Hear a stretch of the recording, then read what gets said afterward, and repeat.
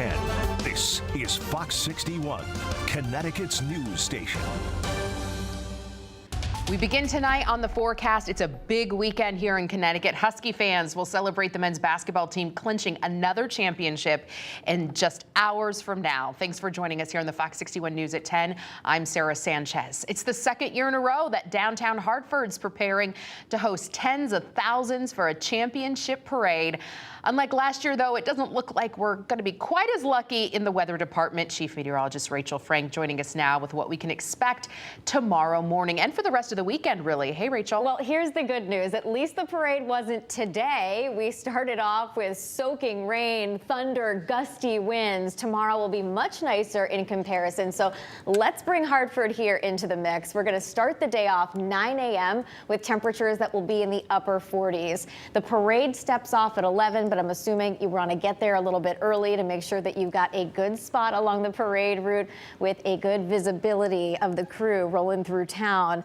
We'll see mostly cloudy skies. It will be breezy and certainly cooler than it was outside today. When the parade is stepping off at 11 a.m., there is a chance for a sprinkle or a light shower in spots. Temperatures will be close to 50 degrees, but I think that most of what is flying through the sky is going to be in the form of confetti and not rain. I'm using a poetic license. I don't think we actually use confetti anymore, but overall we're doing much better than today. Here's a look at the radar to show you the system that is still spinning nearby. And I want to take a closer look because there is still a chance for an isolated shower or sprinkle as we head through the overnight hours.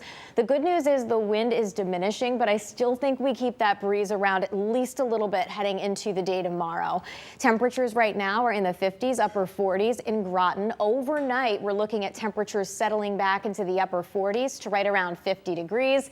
And again, heading through the day tomorrow, we're looking at mostly cloudy skies, breezy, cool conditions with a chance for an isolated shower or sprinkle. Later in the day in western Connecticut, there might be more of a steady light rain, but it shouldn't be in the Hartford area. We'll take a closer look, your full forecast, and some improvement for Sunday, but not the entire day. We'll explain. Sarah. Thank you, Rachel. Well, now to that scary scene in Meridan this morning. Someone spotted a suspicious box on a street corner, and out of an abundance of caution, Meridan police called in the bomb squad. As it turns out, that was a good call. Police say that box contained an explosive device. Fox 61 was at a safe distance when the experts detonated it, making sure no one was hurt. Our Julia LeBlanc has more on what happened when the bomb squad showed up. Now, the important thing for people to know is that since the device was detonated, police say this area here is safe. Now, this all after somebody found it sitting on that street corner earlier this morning and called it right in to police. It was scary. It was totally unexpected. Friday morning, Michael Marshall was making his routine stop at AJ's Oasis Cafe in Meridan when he saw this scene near Hanover Street and Randolph Ave. They told us that there was a bomb threat and we have to stay here. We have to shelter in place. Moments later, Marshall heard this. That was a test of an explosive device police say they found on this street corner, using robots and other technology to feel it out before detonating and destroying it. We heard it, felt it a little bit inside. It was scary. Like, did the bomb go off? Did they do it themselves? Members of the Meridan Police Department alongside the State Police Bomb Squad suiting up to shut the device down. CSP did a phenomenal job. We're able to take it, make it safe, and detonate it in a way that didn't harm anybody. Captain John Manone says somebody noticed the device early Friday morning and called it in. We're hoping that there's none others, but as of right now, it's the only one that we know of. The community's safe. That's all we wanted to make sure of. A community that watched the whole thing play out, hoping for the best. Meridan's full of things, but bombing ain't really one of it. But the response from police making these Meridan natives feel safer. Happy that we know that we can trust in our community's police officers, and that's the best takeaway we can take from this event. Now, at this point in the investigation, police say they don't know who placed the device there or how it got there. If you saw or heard anything in the area this morning, you're asked to give police a call. We are in Meridan. Julia LeBlanc, Fox 61, Connecticut's news station. New at 10 here, Hartford police arrest an Arizona man in a sting operation. They say he was in possession of child pornography. Russell Barney, a 55-year-old man, was arrested at a Hartford truck stop. Police say one of their officers posed as a 15-year-old girl online. Barney allegedly agreed to meet up with them under the pretense of a sexual encounter.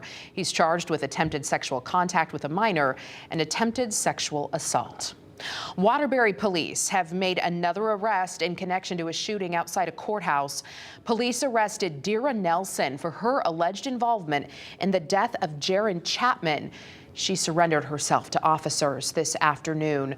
Dante Howell of Meridan was arrested yesterday. Chapman was shot and killed when he and loved ones stepped out of the courthouse into the street last month. Investigators are looking for a motive. Police say they expect to make more arrests.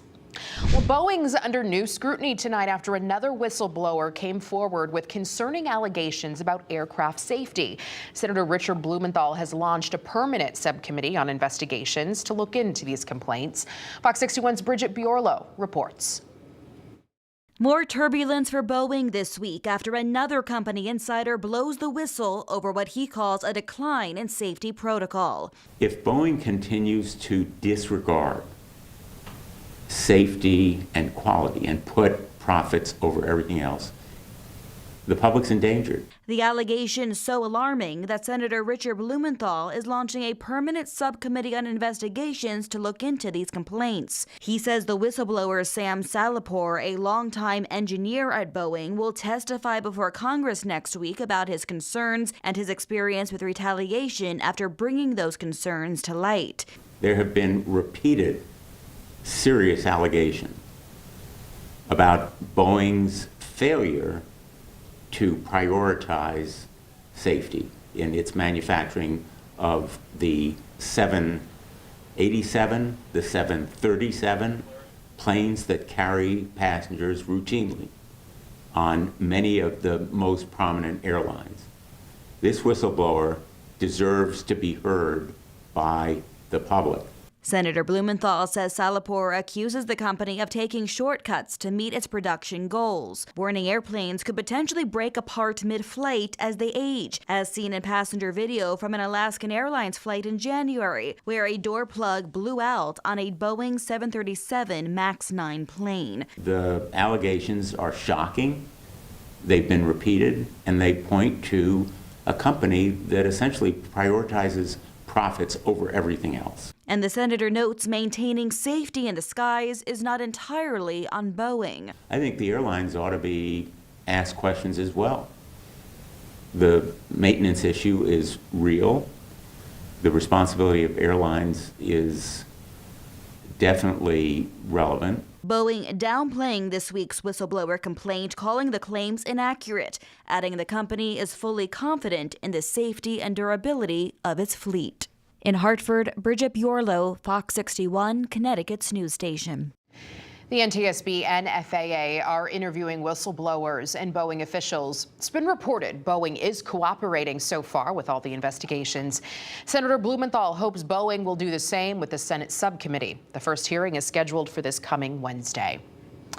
New here at 10, take a look at this mini arsenal. Authorities say they took it off a man last month. Well, that man is reportedly not allowed to own firearms. Andrew Payne of Glastonbury is now facing federal firearm charges. The story starts back in November, though. Employees at a hotel in Hartford found one of his guns in a hallway. Police believe Payne was using illegal drugs as well. Hotel staff say they found him rolling around on the floor.